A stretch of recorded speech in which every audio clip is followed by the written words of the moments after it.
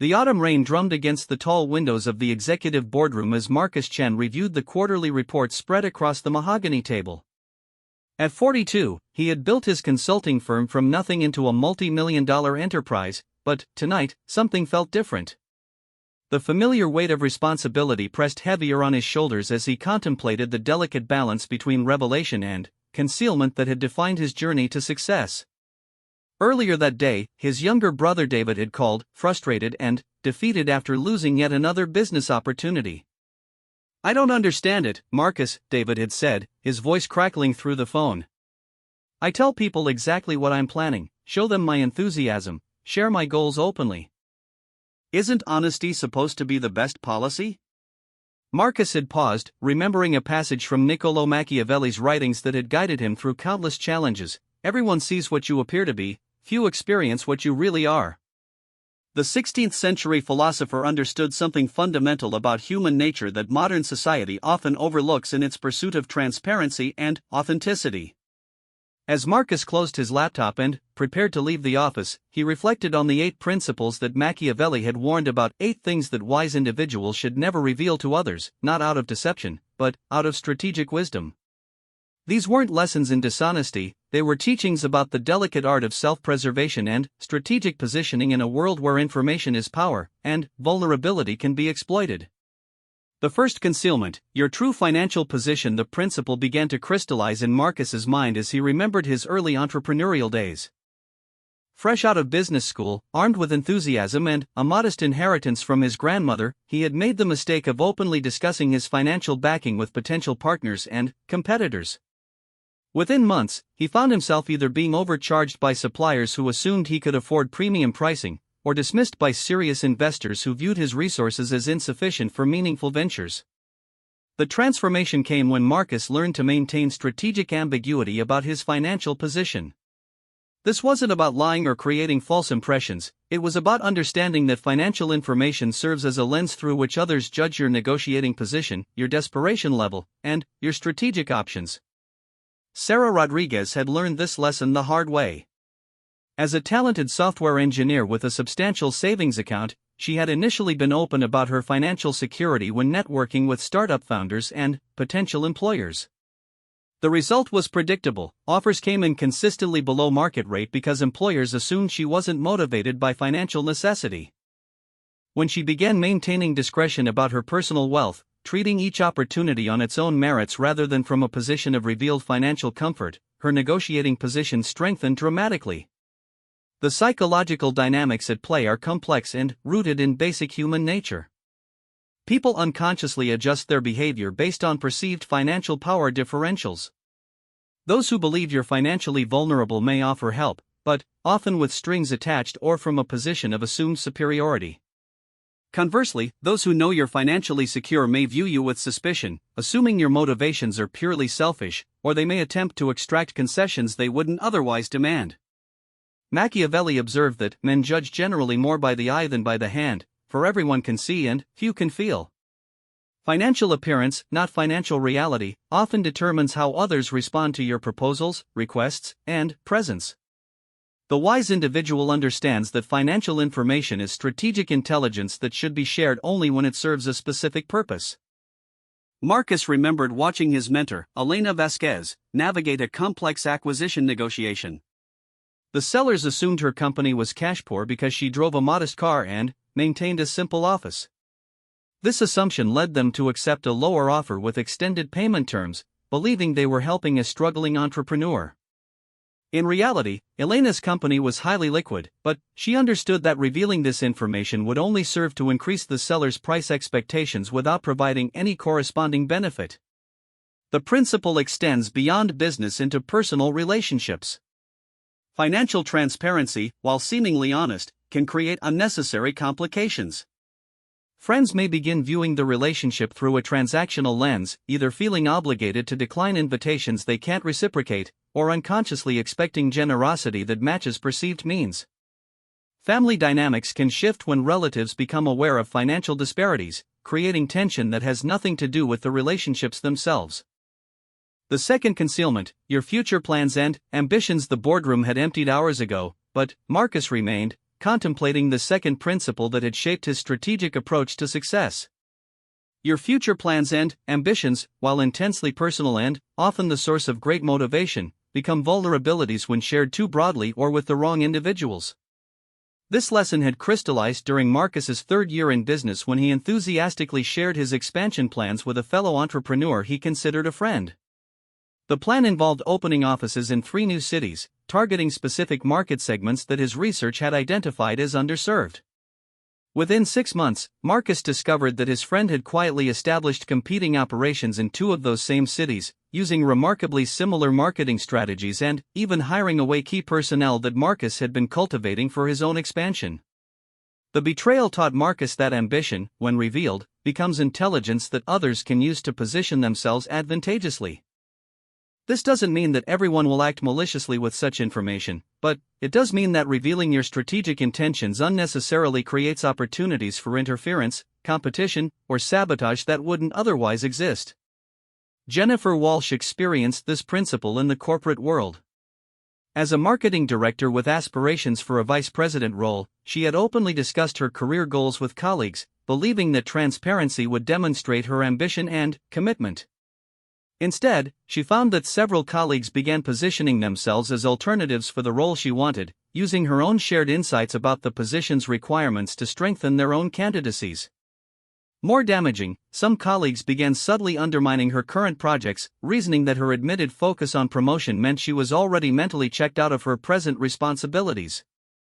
Machiavelli understood that the promise given was a necessity of the past, the word broken is a necessity of the present.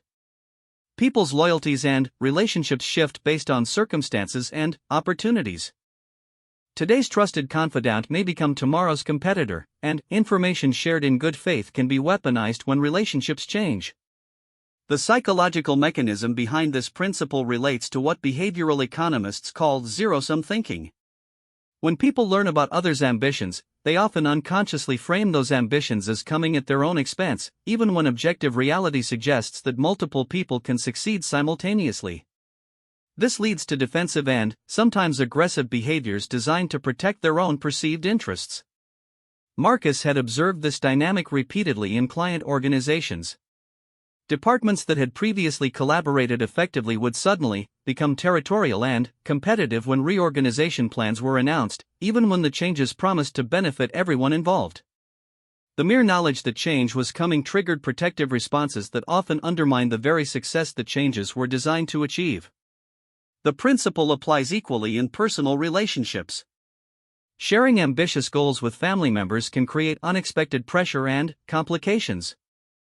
Parents may worry about the risks involved, offering well-intentioned discouragement that saps motivation. Siblings may feel competitive or inadequate by comparison. Spouses may fear that ambitious plans will require sacrifices they're not prepared to make. Robert Kim learned this lesson when he shared his plan to leave his corporate job and start a consulting practice with his extended family during a holiday gathering. While his intentions were simply to share his excitement, the revelation triggered a months-long campaign of concern, alternative suggestions, and pressure to reconsider. Family members who had previously viewed him as stable and reliable began questioning his judgment and offering unsolicited advice based on their own risk tolerances rather than his strategic vision. The third concealment, your personal struggles and vulnerabilities. The third principle struck closest to home for Marcus as he reflected on the delicate balance between authenticity and strategic discretion. Personal struggles and vulnerabilities, while human and relatable, become tools for manipulation when shared with individuals who lack genuine concern for your welfare. This truth had revealed itself during Marcus's divorce proceedings 3 years earlier. The marriage had deteriorated gradually, and Marcus had sought support by confiding in colleagues about the emotional and practical challenges he was facing. While some responded with genuine empathy and helpful advice, others used the information strategically. Competitors began timing aggressive proposals during periods they knew he was distracted by personal issues. Some clients questioned his ability to maintain focus on their projects. Most damaging, a few individuals used his revealed vulnerabilities as leverage in business negotiations, implying that his personal problems indicated broader reliability issues. The experience taught Marcus that vulnerability, while essential for authentic human connection, must be shared strategically and, with carefully chosen individuals. Machiavelli's observation that since love and fear can hardly exist together, if we must choose between them, it is far safer to be feared than loved applies not just to political power but to personal positioning in all relationships. Dr. Amanda Foster, a successful physician, discovered this principle when she shared her struggles with anxiety and imposter syndrome with colleagues during a medical conference. While the conversation was intended as part of a panel discussion about physician mental health, several colleagues subsequently used her admissions to question her clinical judgment in professional settings. Committee assignments that had previously come her way dried up, and she noticed colleagues hesitating to refer complex cases to her practice. The psychological dynamic at work involves what researchers call attribution bias. When people learn about others' struggles, they often unconsciously attribute past and future behaviors to those revealed weaknesses, even when such attribution is unwarranted. A moment of vulnerability becomes a lens through which all subsequent interactions are interpreted. Marcus remembered his business school professor explaining that competence and likability are often viewed as inversely related in professional settings. People want to work with individuals they perceive as capable and reliable. While struggle and vulnerability are universal human experiences, their revelation can undermine others' confidence in your capabilities, regardless of your actual track record of success and resilience. The principle extends beyond professional contexts into personal relationships. Sharing struggles with the wrong individuals can lead to a permanent shift in relationship dynamics. Friends may begin treating you as someone who needs protection rather than an equal partner. Family members may feel obligated to offer solutions and support even when you haven't asked for assistance. Potential romantic partners may view revealed vulnerabilities as red flags rather than signs of healthy self-awareness. Lisa Chen, Marcus's former colleague, experienced this when she shared her history of depression with a man she had been dating for several months. While her intention was to build trust and intimacy, his response revealed that he viewed her mental health history as a liability rather than evidence of her strength in overcoming challenges. The relationship dynamic shifted from mutual respect to his assumption that he needed to manage her emotional stability. The fourth concealment, your true opinions of others. The fourth principle required perhaps the most daily discipline, as Marcus had learned through years of building and maintaining professional relationships. Your honest opinions of others, while internally valuable for decision-making, become sources of conflict and lost opportunities when expressed unnecessarily. This lesson had crystallized during Marcus's early career when he made the mistake of honestly sharing his assessment of a difficult client with what he believed was a trusted colleague. The client was demanding, often unreasonable, and had a reputation for being impossible to satisfy.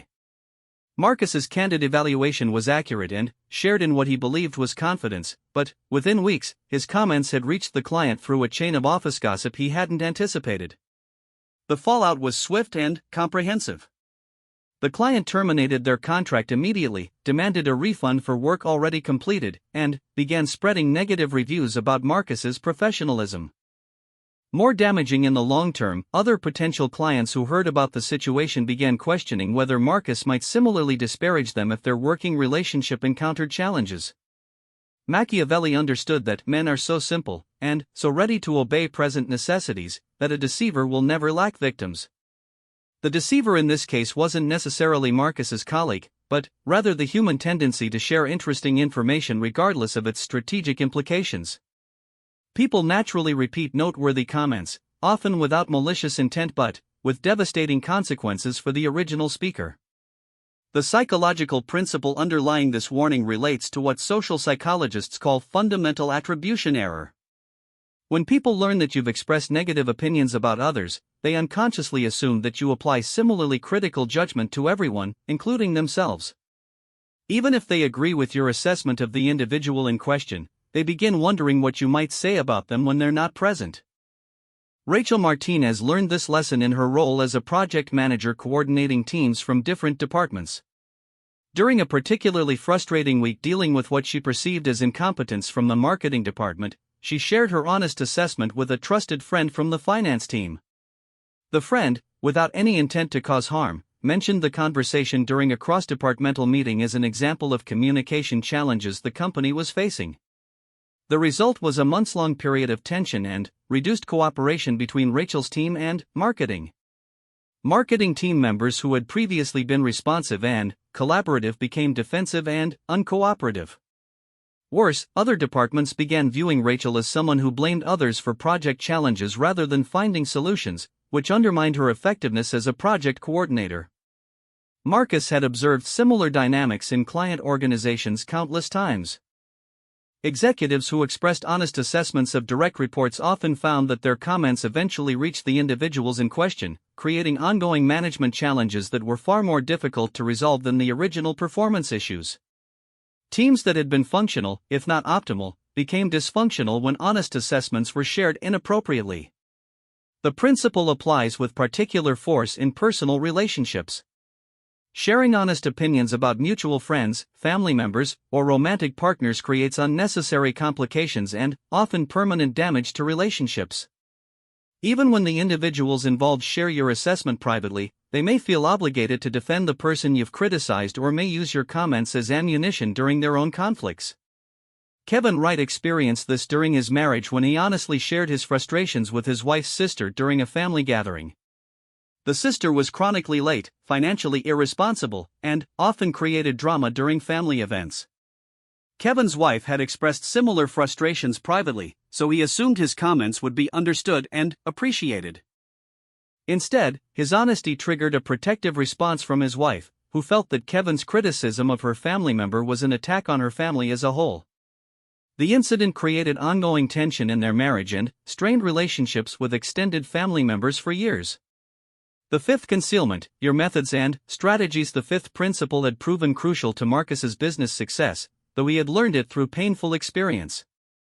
Your methods and strategies, especially those that provide competitive advantages, become vulnerabilities when shared with individuals who might use that information to compete with you or undermine your effectiveness. The lesson began during Marcus's second year in business when he was invited to speak at an industry conference about customer acquisition strategies. Honored by the recognition and eager to establish himself as a thought leader, Marcus prepared a detailed presentation that outlined the specific techniques, technologies, and processes that had enabled his rapid growth. The presentation was well received, and several attendees approached him afterward to express appreciation for his transparency and insights. Within 6 months, Marcus began noticing that several competitors had implemented remarkably similar approaches to customer acquisition. More concerning, some potential clients mentioned that they had already heard his proposed strategies from other consultants who were bidding for the same projects. His competitive advantage had essentially become industry standard practice, eliminating the differentiation that had been driving his premium pricing. Machiavelli observed that everyone sees what you appear to be, few experience what you really are. The appearance of success is often sufficient to attract clients and opportunities, but revealing the specific methods behind that success provides others with the tools to replicate your results without the years of experimentation and refinement that you invested in developing those approaches. The psychological dynamic involves what economists call information asymmetry. When you possess unique knowledge or methods that others lack, you maintain a strategic advantage that translates into economic value. Sharing that information eliminates the asymmetry and removes the advantage, often without providing any corresponding benefit to compensate for the loss. Dr. Sarah Kim experienced this principle in academic research when she shared her innovative data analysis methodology with colleagues at a research conference. The methodology had taken her 2 years to develop and represented a significant breakthrough in her field. Believing that academic transparency required sharing her approach, she presented detailed explanations of her techniques at several conferences and in published papers. While her openness was professionally appropriate and helped advance her field, it also enabled competing researchers to apply her methods to their own projects, often producing publications that directly competed with her ongoing research. More frustrating, some researchers built upon her methods to develop new approaches that surpassed her original innovation, effectively making her breakthrough obsolete before she could fully capitalize on the advantages it provided. Marcus had observed similar patterns in corporate consulting. Companies that openly shared their internal best practices during industry conferences often found that their competitive advantages disappeared as competitors adopted their methods. Organizations that had spent years developing proprietary processes discovered that their intellectual property had become industry standard practice after well-intentioned presentations at professional gatherings. The principle applies beyond business and academic contexts to personal effectiveness strategies. Sharing specific techniques for productivity, relationship management, or personal development can diminish their effectiveness by creating common knowledge that reduces their unique value. Moreover, others may apply your methods without understanding the underlying principles or context that make them effective, leading to poor results that reflect negatively on the original approach. Michael Torres learned this when he shared his systematic approach to networking and relationship building with colleagues who were struggling with business development. The approach involved specific timing, messaging strategies, and follow-up sequences that had taken Michael years to refine through trial and error. While his colleagues appreciated the guidance, they applied his methods mechanically without understanding the relationship principles that made them effective. When several of their networking attempts came across as manipulative or insincere, the negative feedback created skepticism about Michael's entire approach, even though their poor execution had caused the problems. The sixth concealment, your sources of information. As Marcus prepared to leave the office that evening, the sixth principle weighed heavily on his mind. Information sources represent strategic assets that lose their value when their existence becomes widely known. Protecting the confidentiality of your information networks isn't just about maintaining trust with individual sources, it's about preserving the unique advantages that superior information provides.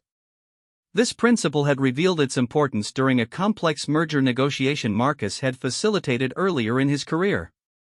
His client was considering acquiring a smaller competitor but needed detailed information about the target company's true financial condition and strategic plans.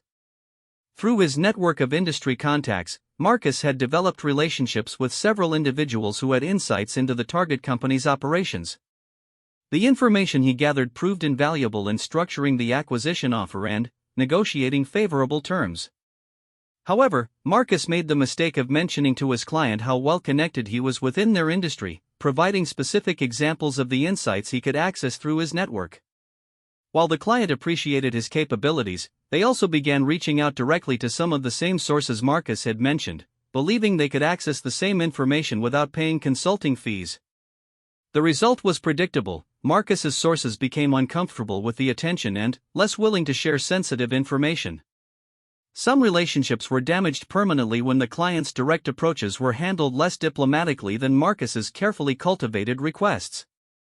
Most importantly, Marcus lost a significant competitive advantage that had differentiated his services from other consultants who relied primarily on publicly available information. Machiavelli understood that knowledge of the future being not only useful but necessary to a prince, he ought to endeavor to know everything that may happen. Information is power, but information sources are the infrastructure that enables ongoing power. Protecting that infrastructure often requires maintaining confidentiality about its existence and scope. The psychological principle involves what intelligence professionals call source protection. Sources of sensitive information typically require discretion as a condition of their willingness to share insights. When the existence or identity of sources becomes known, they often cease to be willing or able to provide information, either because of professional risks or because their unique access becomes compromised. Jennifer Walsh experienced this principle during her tenure as a marketing director when she had developed an extensive network of contacts within competitor organizations. These relationships, built over years of industry involvement and maintained through careful relationship management, provided her with insights into competitor strategies, product launches, and market positioning that gave her company significant advantages in planning and positioning. The value of this intelligence network became apparent when Jennifer's company consistently anticipated competitor moves and positioned their own offerings strategically. However, when Jennifer was promoted and shared information about her network with her replacement, the new marketing director began leveraging these relationships much more aggressively and with less discretion. Within months, several of Jennifer's sources had been approached so directly and frequently that they became uncomfortable continuing the relationships.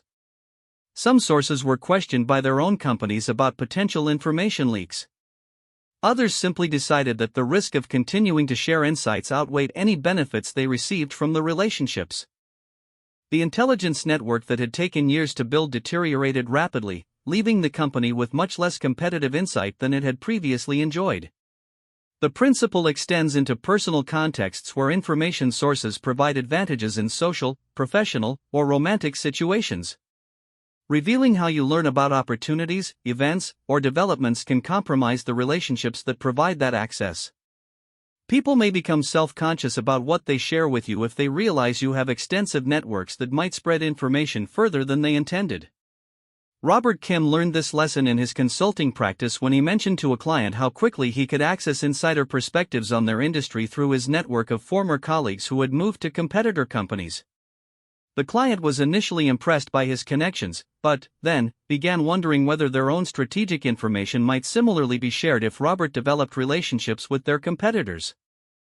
The concern was logical and led to more restrictive confidentiality requirements and reduced willingness to share sensitive information that would have enabled Robert to provide more valuable strategic advice. His revelation of his information sources had created doubt about his discretion, even though he had never violated client confidentiality and had no intention of doing so. The seventh concealment, your fears and insecurities. The seventh principle struck at the heart of human vulnerability, as Marcus reflected on the delicate balance between authentic connection and strategic positioning. Fears and insecurities, while universal human experiences, become tools for manipulation and exploitation when shared with individuals who lack genuine concern for your well-being or who might use that information to gain advantages in competitive situations. Marcus had learned this lesson during his early entrepreneurial journey when the uncertainty and financial pressure of building a business had created significant anxiety about failure.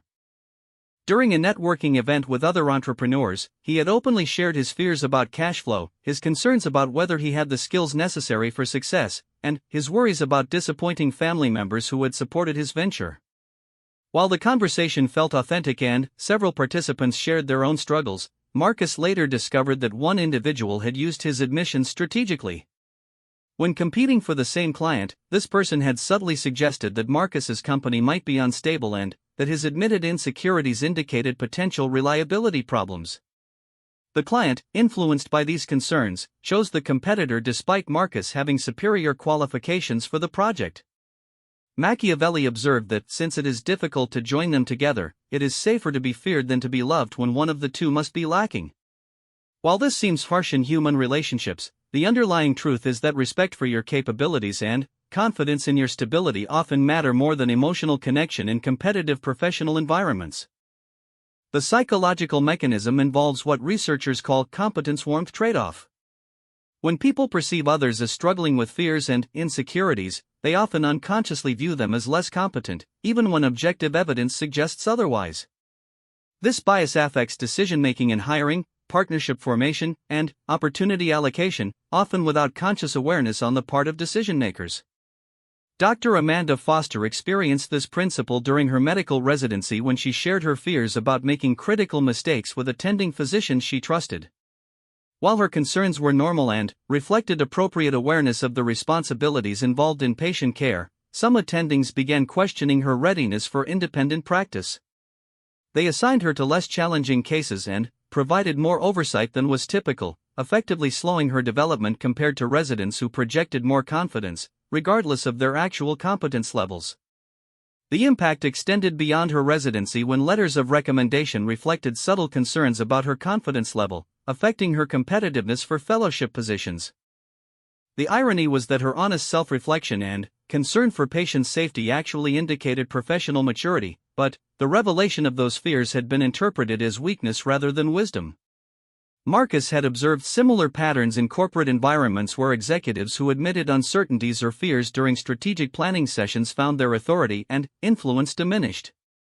Even when their concerns proved prescient and their caution prevented costly mistakes, the act of expressing doubt created lasting perceptions about their leadership capabilities.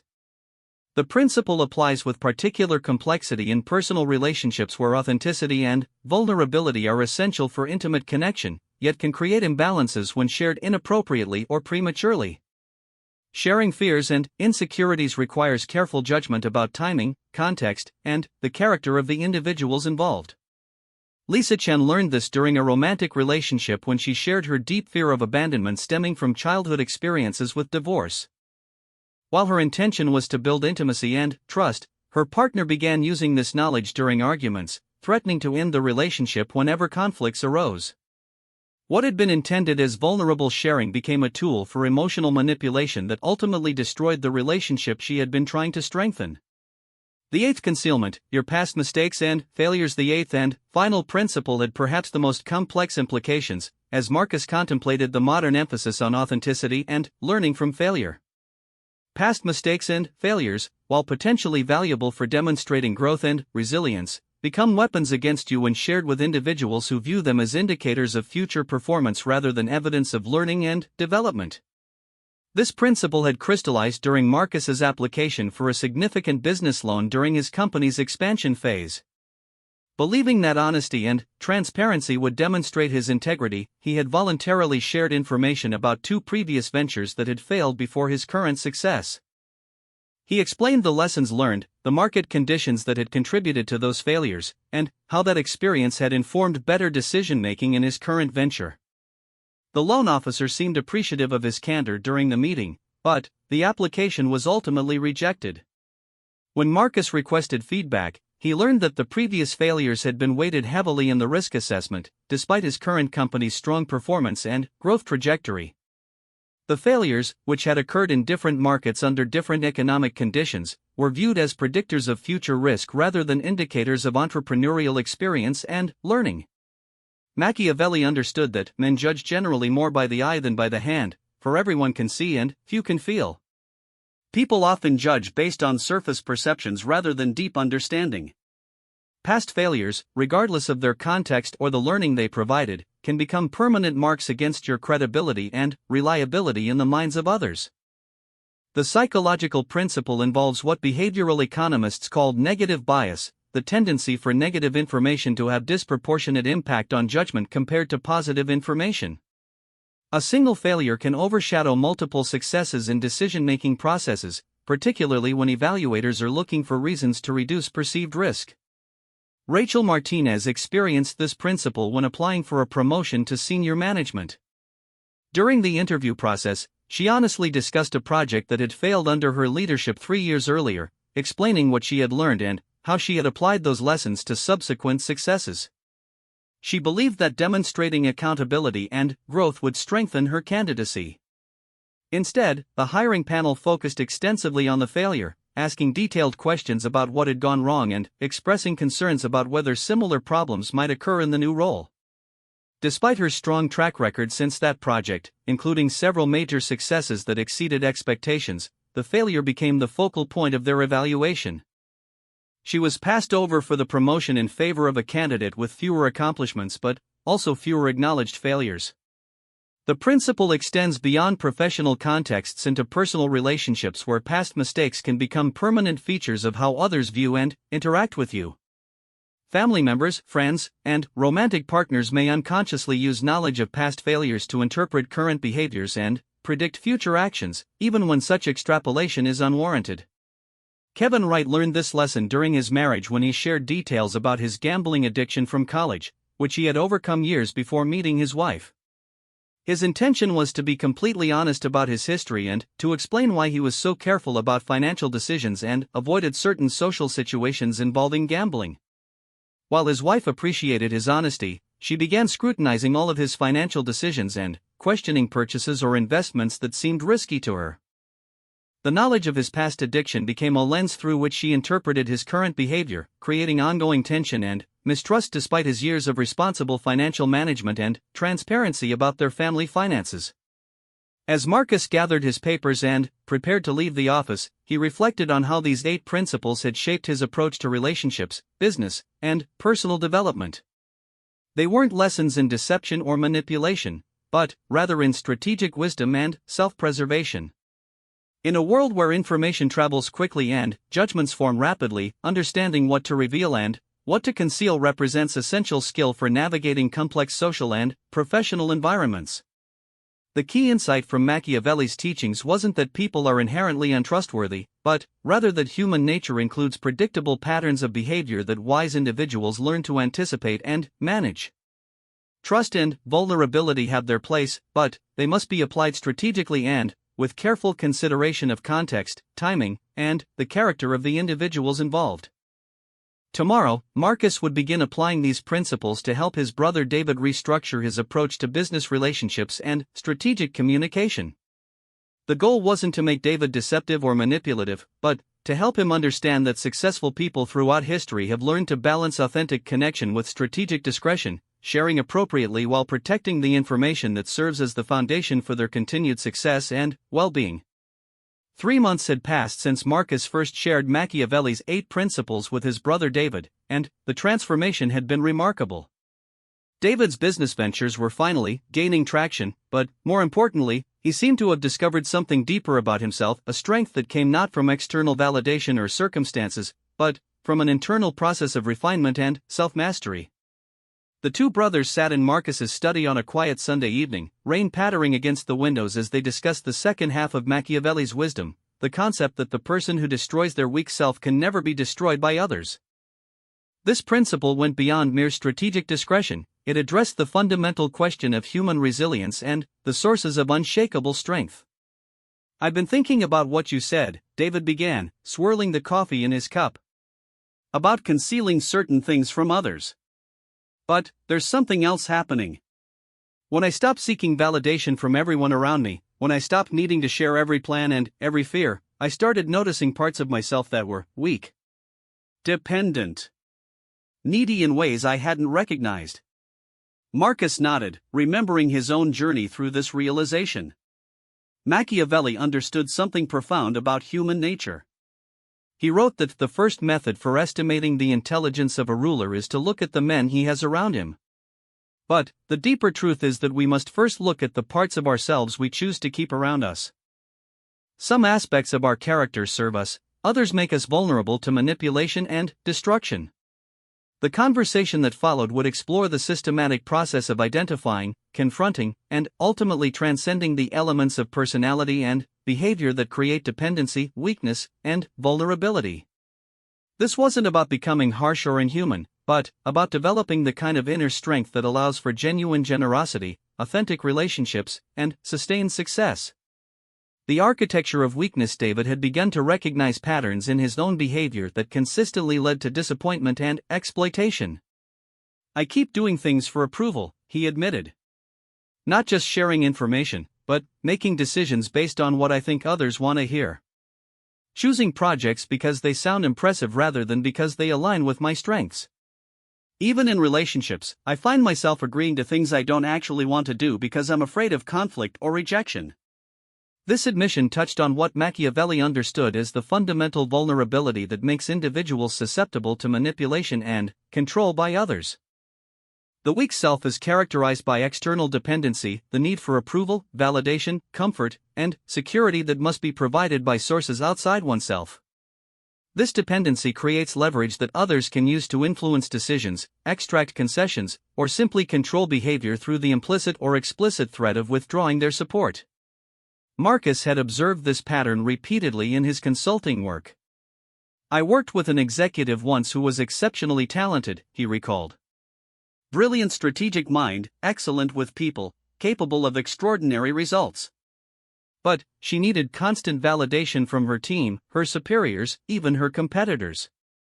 Every decision was filtered through an unconscious question: what will others think of this?" That need for approval meant she could be manipulated by anyone willing to provide or withhold the validation she craved. The weakness manifested in predictable ways. During budget negotiations, colleagues learned they could influence her decisions by expressing disappointment or approval. Competing departments discovered they could undermine her initiatives by suggesting that her proposals weren't well received by senior leadership. Even her direct reports began using her need for their approval to avoid challenging assignments or accountability for results. The tragedy, Marcus continued, was that her need for external validation prevented her from making the bold decisions that her role required. She knew what needed to be done, but couldn't act on that knowledge because she couldn't bear the thought of temporary disapproval or criticism. Her weakness made her ineffective, and, eventually, that ineffectiveness led to exactly the rejection and criticism she had been trying to avoid. David recognized similar patterns in his own experience. His failed business ventures often involved decisions made to impress investors or customers rather than to build sustainable value. His romantic relationships suffered because he prioritized being liked over being respected or understood. Even his friendships had become transactional, with David constantly offering assistance, entertainment, or resources to maintain connections rather than allowing relationships to develop based on mutual respect and genuine compatibility.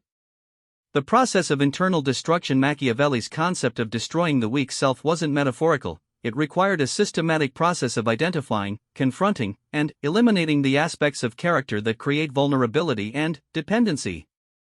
This process is uncomfortable, often painful, and requires sustained commitment, but it ultimately leads to a form of strength that cannot be taken away by external circumstances. The weak parts of ourselves don't disappear just because we recognize them, Marcus explained. They're often deeply ingrained patterns that developed for good reasons. Most of our weaknesses started as survival strategies that served us at some point but have outlived their usefulness. David's people-pleasing behavior, for instance, had developed during childhood as a way to maintain harmony in a household where conflict created anxiety and instability. The strategy had been adaptive at the time, helping him navigate family dynamics and avoid punishment or rejection. However, as an adult entrepreneur, the same behavior pattern made him susceptible to manipulation and prevented him from making necessary but unpopular decisions. The destruction process began with what Marcus called behavioral archaeology, carefully examining current patterns to understand their origins and functions. Every weakness serves a purpose, he explained. The need for approval provides a sense of security. The avoidance of conflict maintains comfort. The tendency to over-explain creates an illusion of control. Until we understand what our weaknesses are providing, we can't replace them with something better. David spent weeks cataloging his decision-making patterns, noting when he sought external validation, when he avoided necessary confrontations, and when he chose comfort over growth. The exercise was humbling and occasionally disturbing as he recognized how many of his choices were driven by fear, need, or the desire to maintain others' approval rather than by strategic thinking or authentic values. Sarah Martinez had undergone a similar process during her transition from corporate employee to successful consultant. I realized that my entire career had been built around being indispensable, she reflected during a conversation with the brothers. I took on extra work, solved other people's problems, and made myself available at all hours because I was terrified of being seen as unnecessary or replaceable. The pattern had served her well in terms of job security and positive performance reviews, but it had also trapped her in relationships where others expected constant availability and unlimited assistance. When she decided to start her own consulting practice, she discovered that her ingrained patterns of over-delivering and undercharging were threatening the financial viability of her business. The weak part of me needed to prove my worth constantly, Sarah continued. It couldn't tolerate the uncertainty of whether clients would value my services enough to pay premium rates. So I kept pricing low and delivering more than promised, which actually undermined the perception of value and attracted clients who were primarily motivated by cost rather than results. The forge of discomfort. The process of destroying weakness requires deliberately exposing oneself to the discomfort that weak patterns are designed to avoid. This doesn't mean seeking unnecessary conflict or hardship, but rather learning to tolerate the temporary discomfort that accompanies authentic decision-making and boundary setting. Marcus had learned this lesson during a particularly challenging period in his business when he needed to terminate relationships with several clients who were profitable but required constant management and generated disproportionate stress. His weak self wanted to maintain these relationships to avoid the financial uncertainty and potential criticism that might result from ending them. The strong choice was obvious, Marcus recalled. These clients were preventing me from serving better clients more effectively. They demanded immediate responses to non-urgent matters, questioned every recommendation, and generally treated my team poorly. But ending those relationships meant accepting temporary revenue loss and potential negative reviews. The weak self generated elaborate justifications for maintaining the status quo. Perhaps the clients would improve over time. Maybe the revenue was too important to sacrifice. What if potential clients heard about the terminated relationships and viewed them as evidence of poor service? The weak self always has logical sounding reasons for avoiding uncomfortable but necessary actions. I realized that my attachment to these clients wasn't really about business strategy, Marcus continued. It was about my need to be liked and my fear of rejection. The weak part of me couldn't tolerate the idea that someone might think poorly of my services, even when I knew objectively that the relationships were harmful to my business and my team. The destruction of this weakness required acting contrary to his emotional impulses. Marcus terminated the problematic client relationships despite feeling anxious about the consequences.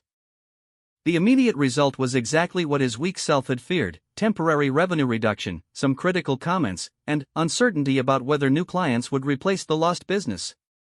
However, within months, the benefits became clear. His team's morale improved dramatically when they no longer had to deal with difficult clients.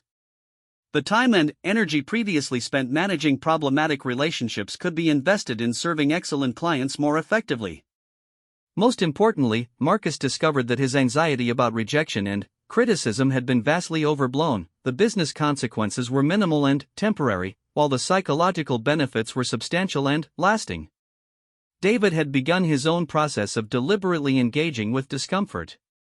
Instead of immediately agreeing to requests that didn't align with his priorities, he practiced saying no or requesting time to consider his response. Instead of over-explaining his decisions to preempt criticism, he learned to state his position clearly and allow others to respond as they chose. The first few times were terrifying, David admitted.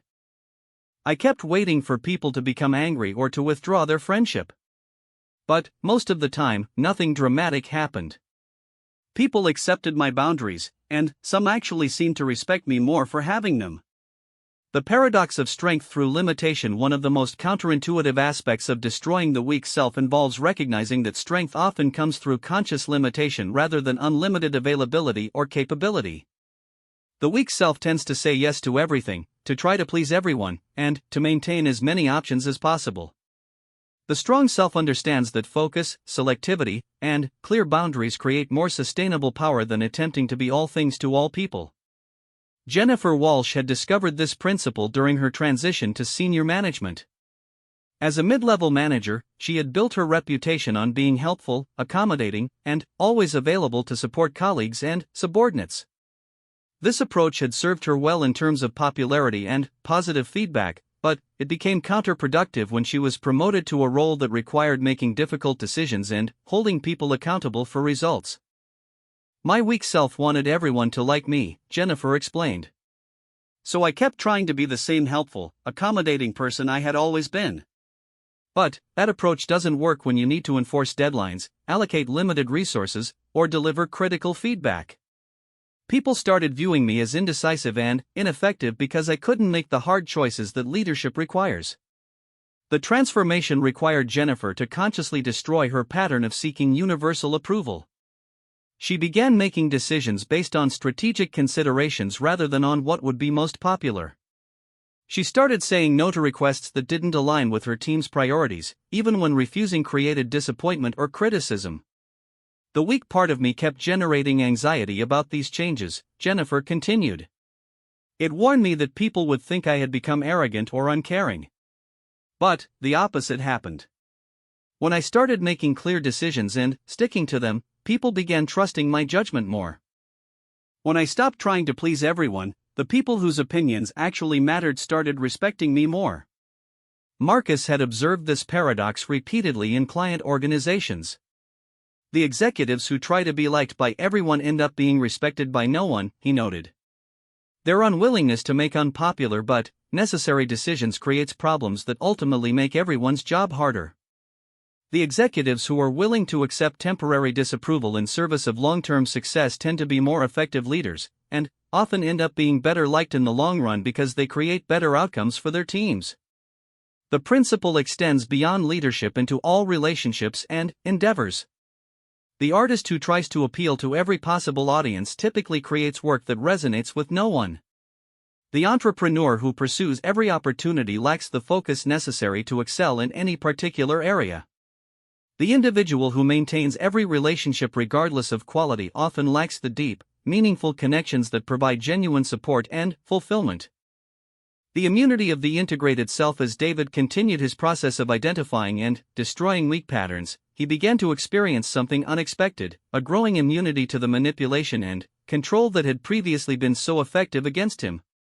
When his emotional needs were no longer dependent on external sources, others lost the leverage they had once used to influence his decisions. It's remarkable, David reflected. The same tactics that used to control me completely just don't work anymore. When someone expresses disappointment in my decisions, I feel empathy for them, but I don't feel compelled to change course just to alleviate their disappointment. When people try to pressure me with guilt or obligation, I can recognize the manipulation without being affected by it. This immunity wasn't the result of becoming cold or uncaring, but rather of developing internal sources of validation, security, and direction. When these needs were met internally rather than externally, David could engage with others from a position of strength rather than neediness. This actually enabled more authentic and generous relationships because his interactions were based on choice rather than compulsion. Machiavelli understood this dynamic when he wrote that a wise prince ought to observe some such rules, and never in peaceful times stand idle, but increase his resources with industry in such a way that they may be available to him in adversity. The resources he was describing weren't just material wealth, but the internal resources of character, judgment, and self-reliance that enable sustained effectiveness regardless of external circumstances. Marcus had experienced this immunity during a period when his business faced significant challenges due to economic downturn and increased competition. Several competitors attempted to exploit the situation by spreading negative information about his company's stability and aggressively pursuing his clients with offers designed to create doubt about his ability to continue providing services. 10 years earlier, that kind of attack would have devastated me, Marcus recalled. The weak part of me would have panicked, leading to desperate attempts to prove stability that actually would have created the very instability I was trying to disprove. I would have made defensive decisions driven by fear rather than strategic decisions based on realistic assessment of opportunities and challenges. Instead, Marcus was able to respond strategically rather than emotionally. He analyzed the competitive threats objectively, identified genuine areas for improvement in his service delivery, and continued focusing on providing exceptional value to clients rather than on defending against criticism. The immunity he had developed to external pressure enabled him to navigate the challenges effectively, ultimately emerging stronger than before. The people who tried to destroy my reputation and steal my clients failed not because their tactics were necessarily bad, Marcus explained, but because I was no longer vulnerable to the emotional manipulation that makes such tactics effective. When you're not dependent on others' approval or afraid of their criticism, they lose most of their power to influence your decisions or undermine your effectiveness. The daily practice of strength, the process of destroying the weak self and developing immunity to external manipulation, requires daily practice rather than one-time insight. Like physical fitness, psychological strength must be maintained through consistent exercise that challenges existing patterns and reinforces new capabilities. David had developed a routine that he called strength training for the mind. Each day, he identified at least one decision point where he could choose the strong response over the weak response. Sometimes this involved saying no to a request that didn't align with his priorities. Other times it meant expressing an opinion that might be unpopular. Occasionally it required taking action despite uncertainty about others' approval. The key is starting small, David explained. I used to think that strength meant making dramatic changes all at once. But that approach just led to inconsistency and eventual reversion to old patterns. Real change happens through accumulating small victories that gradually reshape your default responses to challenging situations. Sarah Martinez had developed her own version of this practice during her consulting business development. I made a commitment to myself that I would never make decisions based primarily on what I thought others wanted to hear, she recalled. Every proposal, every pricing decision, every service offering had to align with my genuine assessment of value and strategy, regardless of whether it would be immediately popular with potential clients. This practice initially felt risky and uncomfortable. Sarah found herself declining projects that would have been financially attractive but strategically misaligned. She raised her rates despite concerns about affordability for some clients. She began specializing in specific types of consulting rather than trying to be all things to all potential customers. The weak part of me kept warning that I was limiting my options and reducing my appeal, Sarah continued. But the opposite happened. When I started making decisions based on strategic clarity rather than on fear of rejection, my business became more profitable and I started attracting the kind of clients I actually wanted to work with. The daily practice requires developing new decision-making criteria that prioritize long-term strength over short-term comfort. Instead of asking, will this make others happy, the strong self asks, will this move me toward my authentic goals? Instead of, how can I avoid criticism, the question becomes, what action best serves my genuine values and strategic objectives? Marcus had incorporated this practice into his business operations through what he called strength audits. At the end of each week, he reviewed significant decisions to identify moments when he had chosen comfort over growth, approval over authenticity, or security over strategic advancement. This wasn't self-criticism, but rather honest assessment designed to recognize patterns and identify opportunities for continued development. The weak self is clever, Marcus noted. It doesn't usually present itself as weakness. Instead, it disguises itself as prudence, consideration for others, or strategic caution. The only way to recognize it consistently is through honest reflection on the motivations behind our decisions and the long-term patterns of our behavior. The unshakable foundation. As the evening deepened and their conversation drew toward a close, Marcus reflected on the ultimate goal of destroying the weak self, the development of what he called unshakable foundation. This wasn't arrogance or rigidity, but rather a core strength that remains stable regardless of external circumstances or others' opinions. Machiavelli wrote that fortune is a woman, and it is necessary, if one wants to hold her down, to beat her and struggle with her, Marcus said. The language is harsh by modern standards, but the principle remains valid. External circumstances will always contain elements of unpredictability and challenge. The only reliable source of stability is internal strength that doesn't depend on favorable conditions or others' cooperation. David had begun to understand this principle through his recent business experiences. When his earlier ventures failed, he had interpreted the failures as evidence of his inadequacy and had sought external reassurance about his capabilities. This pattern had made him vulnerable to well-meaning but misguided advice, to exploitation by others who sensed his insecurity, and to repeated cycles of self-doubt that undermined his decision-making. Now when challenges arise, David explained, I still feel concerned and I still work hard to address problems, but I don't interpret difficulties as evidence that I'm fundamentally inadequate or that I've chosen the wrong path. The strong part of me can distinguish between temporary setbacks and permanent limitations, between external obstacles and internal weaknesses. This distinction enabled David to respond to challenges more effectively because his emotional energy wasn't consumed by self-doubt and defensive behavior. When a recent client expressed dissatisfaction with a project timeline, David was able to focus on understanding their concerns and developing solutions rather than on defending his competence or seeking reassurance about his professional adequacy. Jennifer Walsh had experienced similar transformation in her leadership role. When team members disagree with my decisions or express frustration with policies I've implemented, she said, I can listen to their concerns and evaluate whether changes are warranted without feeling personally attacked or inadequate. The strong part of me understands that leadership inevitably involves making decisions that won't please everyone, and that effectiveness requires maintaining confidence in your judgment while remaining open to legitimate feedback. The unshakable foundation doesn't eliminate the experience of emotions like disappointment, concern, or frustration when things go poorly. Instead, it prevents those emotions from undermining judgment or creating the kind of desperate behavior that often makes difficult situations worse. When your core sense of worth and capability isn't dependent on external validation or favorable circumstances, you can navigate challenges with strategic clarity rather than emotional reactivity. Marcus concluded their conversation with a reflection that had guided him through years of building his unshakable foundation. Machiavelli's greatest insight wasn't about political manipulation or amoral pragmatism. It was about the necessity of self-reliance and internal strength as the foundation for any meaningful success or genuine contribution to others.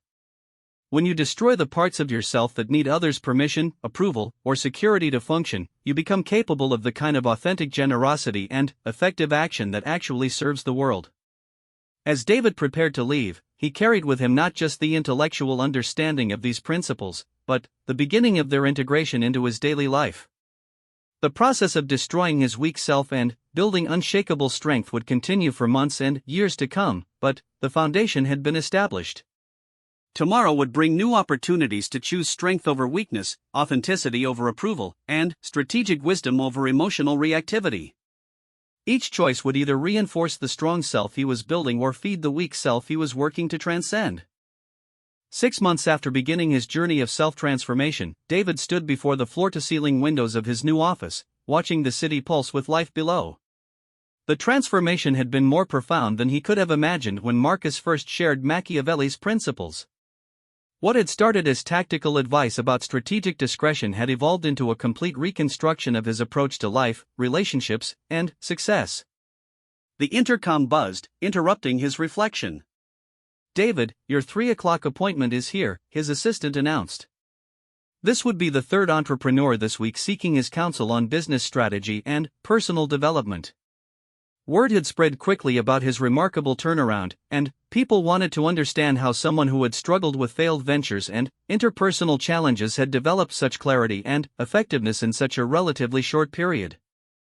As he prepared to meet with the young entrepreneur waiting in his reception area, David reflected on the final phase of Machiavelli's teaching, the integration of strategic wisdom with authentic strength that creates what the Renaissance philosopher understood as true invincibility, not the absence of challenges or conflicts, but the internal resources to navigate any situation with clarity, purpose, and unshakable resolve.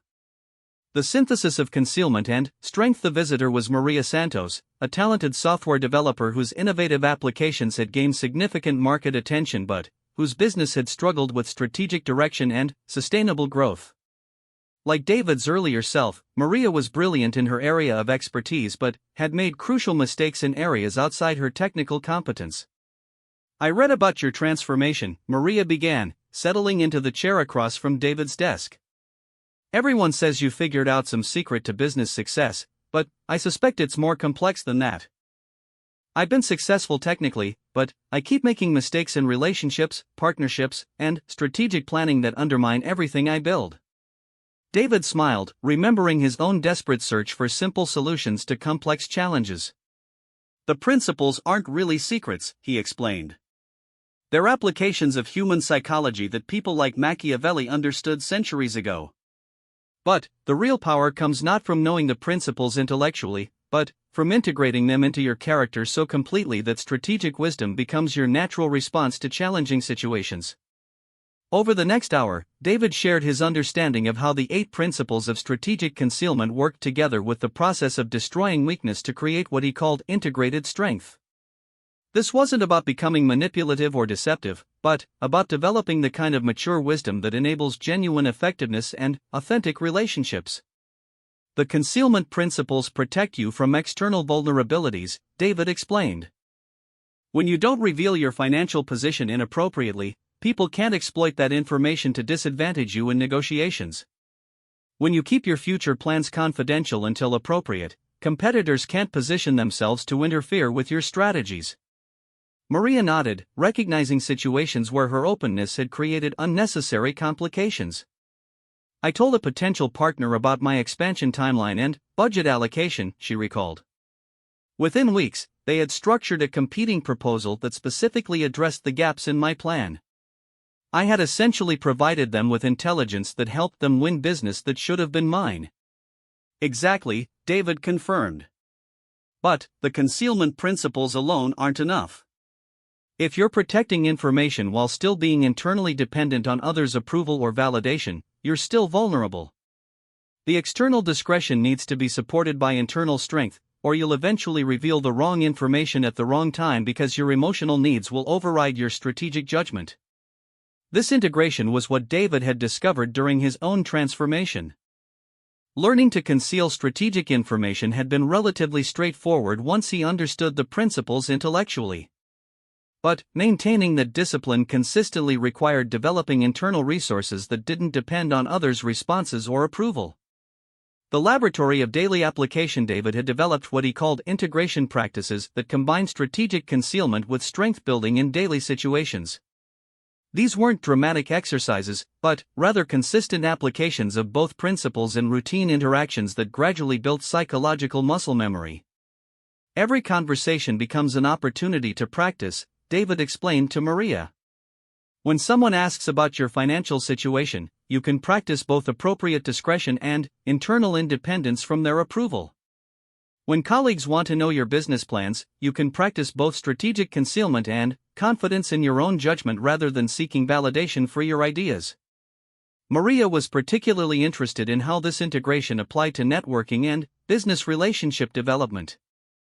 Her technical background had given her a preference for direct, transparent communication that had served her well in engineering contexts but had created vulnerabilities in business situations.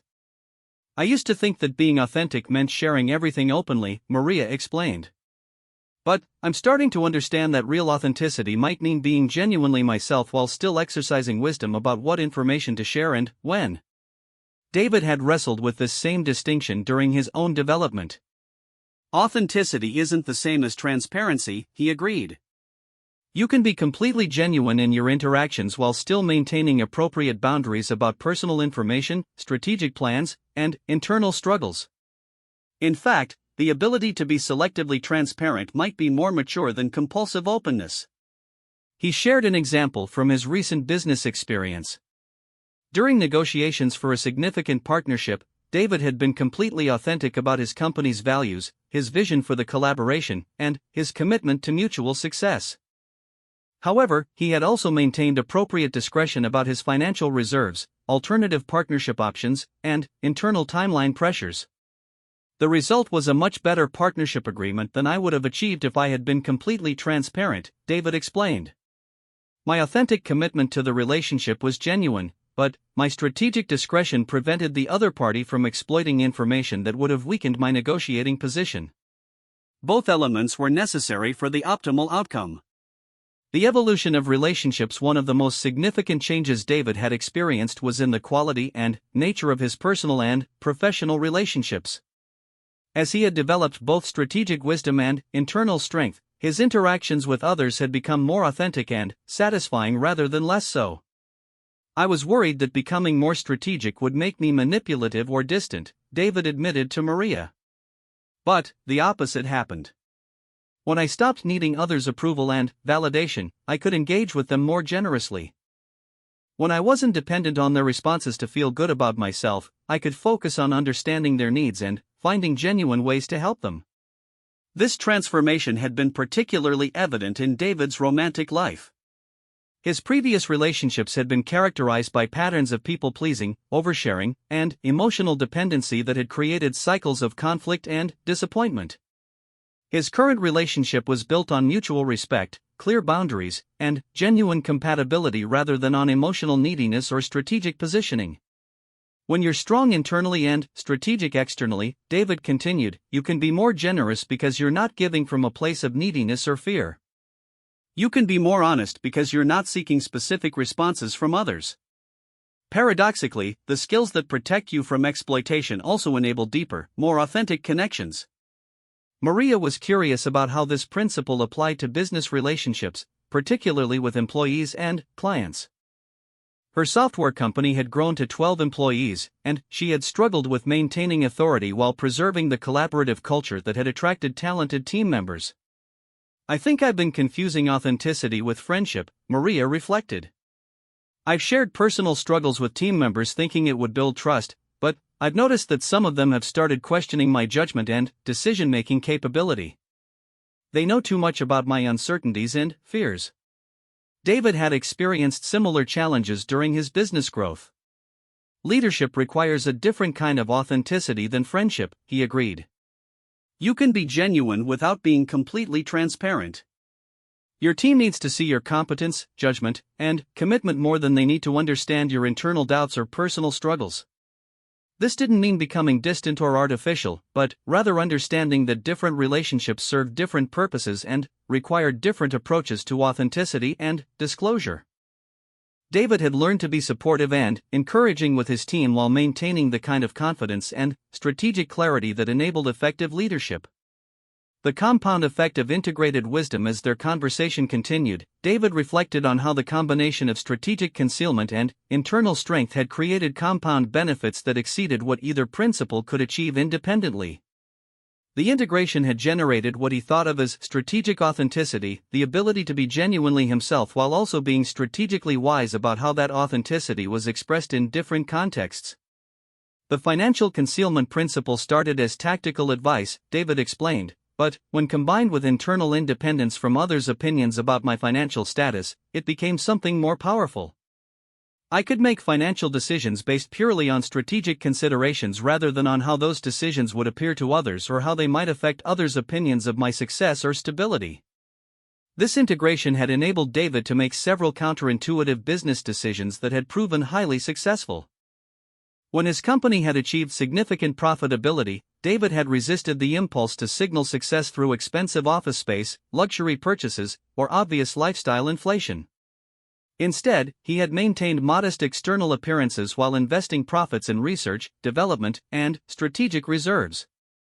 My weak self had wanted to use success as a way to gain respect and admiration from others, David recalled. But, the strong self understood that real security came from having resources rather than from appearing to have resources. The concealment principle protected me from others adjusting their expectations and pricing based on perceived wealth, while the internal strength principle prevented me from needing external validation for my success. Maria was beginning to understand how these principles might apply to her own situation.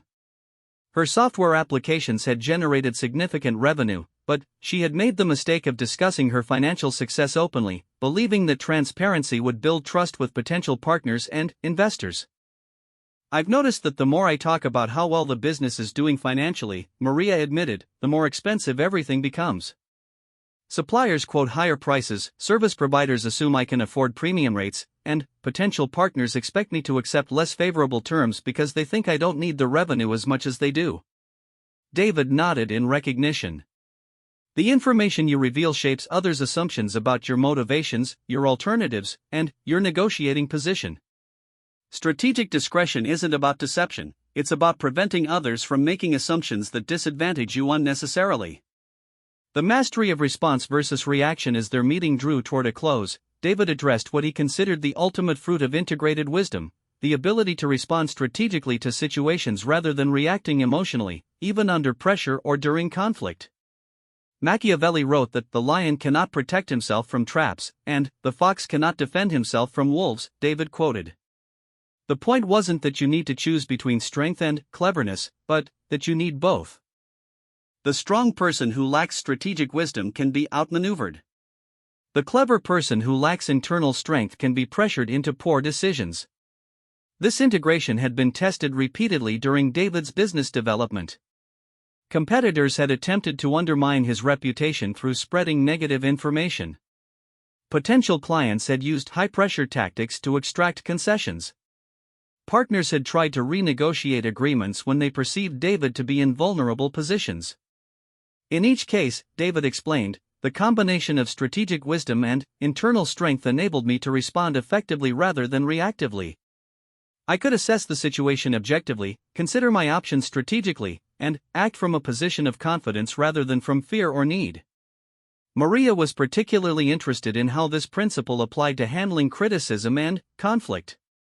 Her technical background had given her a preference for logical problem solving, but she had struggled with the emotional dynamics of business relationships, particularly when facing criticism or disagreement. I tend to either become defensive and argumentative, or I over-explain and try to convince people that their criticism is unfounded, Maria admitted. Neither approach seems to work well, and both leave me feeling drained and frustrated. David had experienced similar challenges before developing integrated wisdom. Defensive reactions and over-explanation both signal that you're emotionally affected by the criticism, he explained. They suggest that you need the other person's approval or agreement to feel confident in your position. Strategic response means acknowledging the criticism appropriately while maintaining confidence in your own judgment. This approach had proven valuable during a recent situation where a client had publicly criticized David's consulting methodology.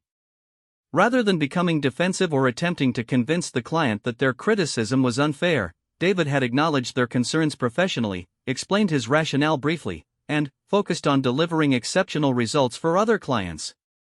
The criticism didn't disappear, David noted, but it also didn't undermine my confidence or my effectiveness with other clients. The strategic response actually strengthened my reputation because potential clients could see that I handled conflict professionally rather than emotionally.